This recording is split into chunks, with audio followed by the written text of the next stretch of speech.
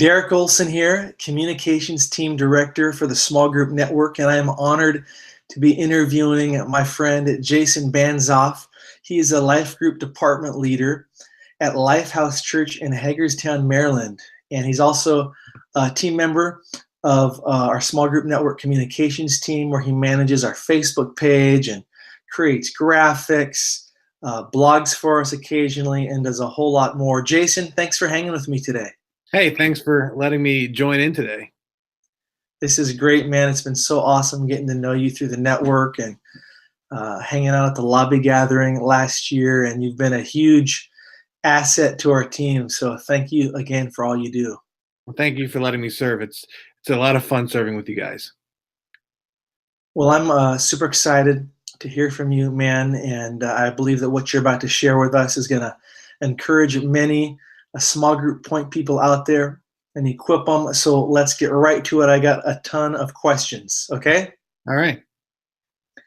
So one thing I've noticed, Jason, about what you guys are doing at Lifehouse Church is you're putting out some really creative and funny, hilarious promo videos that are really helping, I'm sure, market groups in your church better. So I guess my first question today is, what process do you guys use in crafting and coming up with these videos? We live by what Mark Batterson said, which is the church should be the most creative place. Whenever I came up with the idea for the video, it was something that I thought of.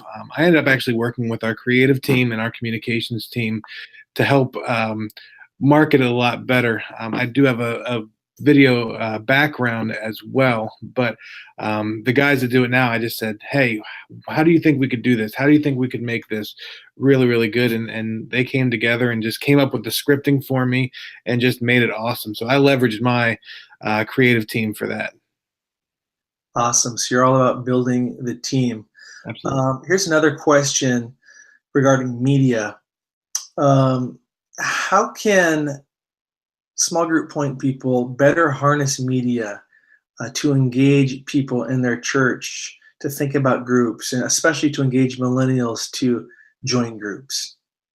We are in a society now where everything is media, whether it's social media, television, anything like that, and people feel like they get engaged by video. So using video to talk about either your groups or to just promote a group link event or some kind of event that you're having will actually help draw people in. We found that that's very, very helpful. Well, good job with your media, man. For those watching, check out our Facebook group, and Jason's posted some of their content in there before, just to share his ideas. So it's pretty fun to see, and it's pretty funny, which really I think helps engage people better.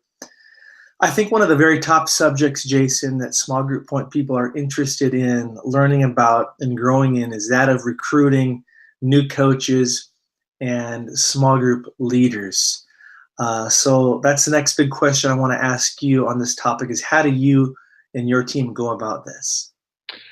It's a lot about relationships, and I'm a very, very relational guy. I'm all the time trying to make new friends, and so whenever I talk to people at church on a weekend, it's about building a relationship with them and speaking into their life and saying, hey, you're just like me. You're very, very relational. You like people. How about you start a group yourself and get some friends in your home to hang out? And it probably gets to be about 50-50. Some say yes, some say no, but I try to use my relationships that I build with people within the church to help grow our small group ministry. That's great. And closely related to the subject of recruiting leaders is that of just launching more groups. What advice would you give to fellow small group point people on the topic of launching more groups and how to do that? Yeah. So again, we talk about leveraging relationships and trying to get new groups. I'm pretty sure none of us have enough groups, and so just leveraging a relationship and um, setting a goal for yourself as well and seeing how many groups that you want to start. So we just recently started adding directors at our campuses. And so I actually talked to the director at that campus, at our Saturday night campus, and I said, hey, we are very, very low in groups within our campus, and I'd like to see more. So that director actually is working with the coaches to help recruit new leaders within that campus itself. So leveraging your leaders, leveraging your coaches, and whoever you have at your campus that oversees groups, leverage them to help build groups within your church. Great stuff.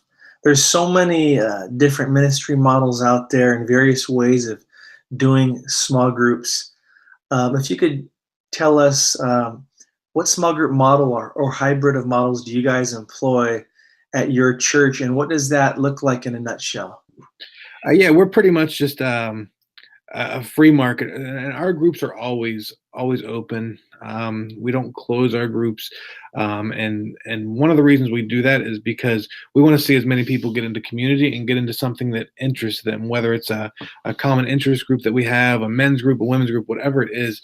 We want to see as many people get involved in that. So now if the group starts to get bigger and starts to bust at the seams, that's how we actually get to multiply. So being able to see a group that was once 6 people, and then we get more people in it throughout the semester, and then now we have 16 people that are in that group. Well, it's time for you guys to multiply. So that's how we actually get more groups as well, just by opening them up and not closing them, and just at any time you can join a group. And do your groups meet for specific terms throughout the year, or do they go nonstop throughout the year? So we do have 3 semesters, and then we build in short breaks within that. So our fall semester runs from September until right before a couple weeks before Christmas, and then uh, we kick off our spring and our winter and spring semester during our prayer and fasting. We do 21 days of prayer and fasting starting the second Sunday of January. So, and then that goes all the way up until about May, and then we take a little break, and then we offer summer groups as well. And don't we encourage our group leaders to not completely stop for the summer, but maybe take a month, one time a month, and hang out with your group, do a barbecue, go do something fun, go to a baseball game, go to an amusement park, just do something together to keep that community going throughout the summer. That's great feedback. It's always cool to hear, what other models, other leaders are using and processes. Speaking of processes, what systems and processes do you use for like group placement, tracking, and evaluation, all that kind of fun stuff? Yeah, I use a program called Group Vitals, and it's a very, very easy platform to use. We tried using other platforms before, tried creating a Google document to be able to have people track it, and it just really wasn't easy for people to track their attendance. So we found by using Group Vitals, um, we're able to one track attendance is very, very easy to do. It's very easy to place people into groups, and plus a lot of churches that use Fellowship One, it integrates very easily with Fellowship One as well. That's nice to know.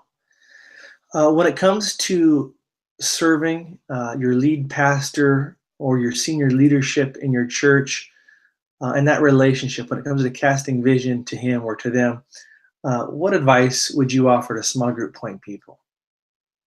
um, One of the things, just one, be honest, and be honest on how you're feeling, and feel free to share if you're struggling with anything within the leadership. I know my pastor is very, very receptive of that feedback, and as well, he's also very, very permission giving. So if I feel like God has placed something on my heart, or feel like that we should go in a direction like that, he's very, very free and says, all right, make it work, make it work. It's good stuff. Obviously, in a crazy world we live in, there's so much going on.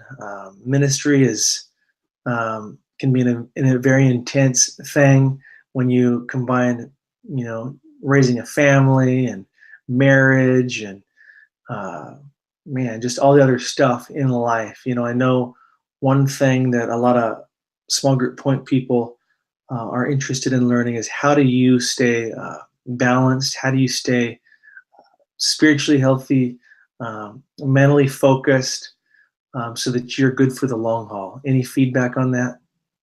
That's a that's an incredibly tough one, and one being in your weekend services isn't enough. You don't eat once a week. You need to feed yourself daily, and so staying in the Word and just being um, just praying and seeking after God, because it's incredibly important, because we have a lot at stake. We're leading people into discipleship, and being in God's word and being aware at all times is incredibly important. And one of the things that I do is, our day off is Friday. And I block my Friday out like nobody's business. I know that, a lot of our staff know with me, Friday is a no go.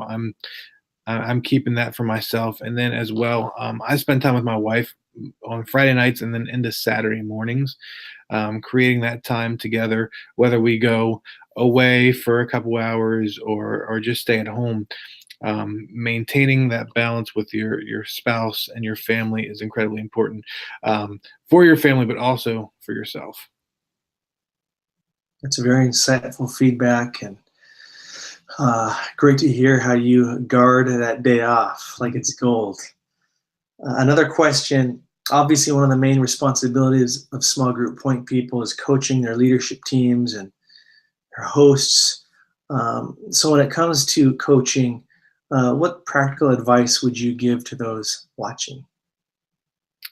Yeah, again, I always go back to being relational, because when you're a coach or a director or a small group leader, feels like you're a friend, they open up a lot easier. They're more receptive to the things that you have to say. So just be relational with them, be their friend, and be there for them. If you hear about a coach or somebody who is in the hospital, go visit them, go hang out with them. You know, and be that friend to them, and they'll be a lot more receptive to the things that you have for them. That's great stuff, man. When it comes to actually leading or hosting a group yourself, what is one piece of advice you would give? And I kind of get this question from a question you posted on our Facebook group not so long ago, where you were really vulnerable. I really appreciated that. As a high level leader, you were saying, man, does anybody else struggle at times to actually host a group, to lead a group? Tell us a little bit about that, and then what advice would you give in actually hosting an actual group? Yeah. So my wife and I, we do a marriage group, and out of all of the groups that we have at Lifehouse Church, I'm probably the worst group leader possible that they could have.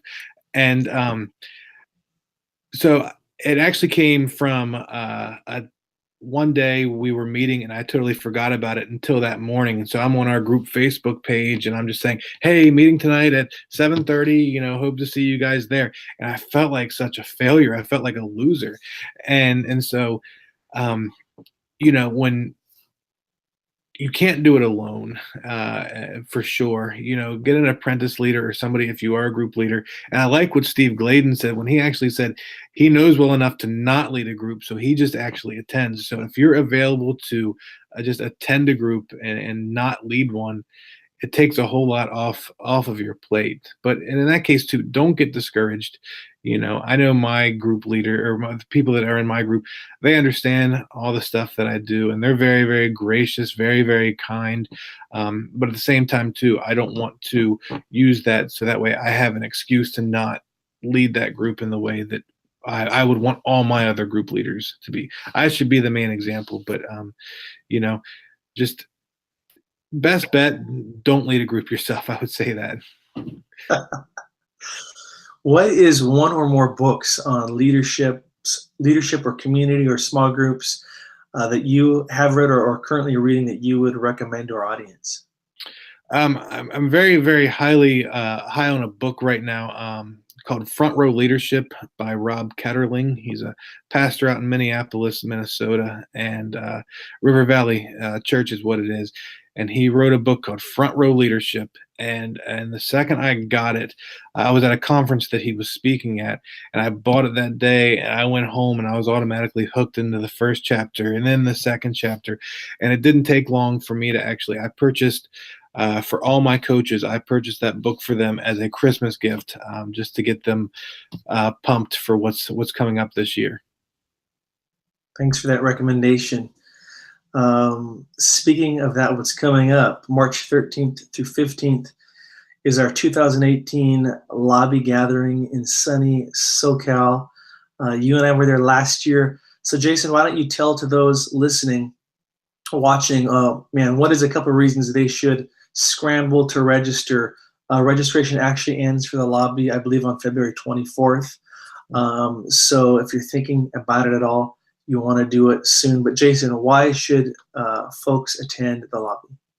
Oh my goodness, what are the reasons not to? I mean, lobby is my favorite time of the year. I look forward to it so much. And back in November, when I booked my ticket and purchased everything, it felt like it was so far away. But now we're getting so close. We're about 3 weeks away from it, and it's the single greatest conference that I've ever been to. I don't even think you can really call it a conference because we call it a gathering, and that's exactly what it is. I went to a small group conference a couple years ago, and I was emotionally drained by the end of it. I was after the conference was over, went out for dinner, and I thought, man, I'm going to have a great time tonight. Go do something cool. I was asleep by 9 o'clock that night just because I was so drained, and I did not get drained at all at lobby. And for me, I get my I get jazzed by building relationship. I keep using that word relationship today, and making friends, and that's exactly what happened while I was out there. Just getting to know people.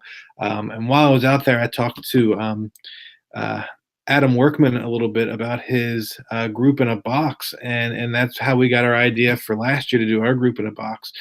And it was just so great. The price that was paid for admission to that conference and the plane ticket was well worth it for the relationships that I built and just the information that I got from getting to hang out with people and learning things from people who are out there. And one of the things I love about lobby is everyone there knows that they don't have it figured out. They're just there looking to learn from others, and that's what I love about it. Everyone out there is just so awesome. I couldn't have said it any better. Wow, that was a rave review for the lobby. We didn't pay him to do that either. Nope. Well, Jason, thank you so much for your time. For those watching, follow Jason on Twitter. He's at Jason Banz, Banz on Twitter, and then he's on Facebook as well, Jason Banzhoff. How do you spell your last name, bud? Banzhoff. The H is silent, so find that. Yes. So follow him on Twitter, on Facebook.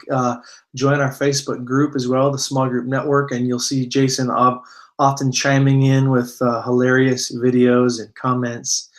And Jason, thanks again for your time. Hey, thanks so much, Derek.